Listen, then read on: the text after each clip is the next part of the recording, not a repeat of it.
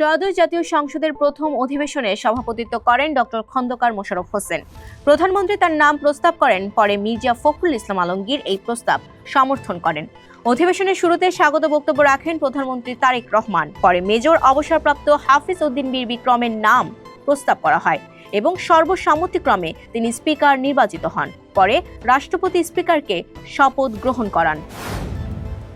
জামিনে মুক্তি পেলেন সাংবাদিক আনিস আলমগীর।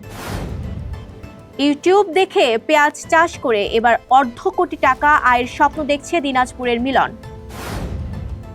রমজান মাস জুড়ে প্রতিদিন ৬,০০০ মানুষের ইফতারি পরিবেশিত হয় সাতক্ষীরার নলতা আহসানিয়া মিশনে। তেলবাহী দুটো ট্যাঙ্কারে হামলা, ইরাকের সব জ্বালানি বন্দরের কার্যক্রম বন্ধ। ইরান যুদ্ধক্রমে নতুন মোড় নিচ্ছে, এই কারণে বিনিয়োগকারী ও সাধারণ মানুষের জন্য ক্রমশ অনিশ্চিত হয়ে উঠেছে। মার্কিন সামরিক বাহিনীর এক কর্মকর্তা মনে করেন, ইরানের সঙ্গে যুদ্ধ ঈশ্বরের পরিকল্পনারই অংশ। খ্রিস্টান বিশ্বাস অনুযায়ী আর্মাগেডন হচ্ছে শেষ সময়ের এক চূড়ান্ত যুদ্ধ।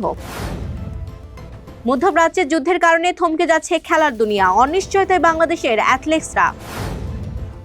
ভালভার্ডের হ্যাটট্রিকে সিটিকে উড়িয়ে দিল রিয়াল। ম্যাচের শেষ 1 ঘন্টায় একটিও গোল করতে পারেনি রিয়াল মাদ্রিদ।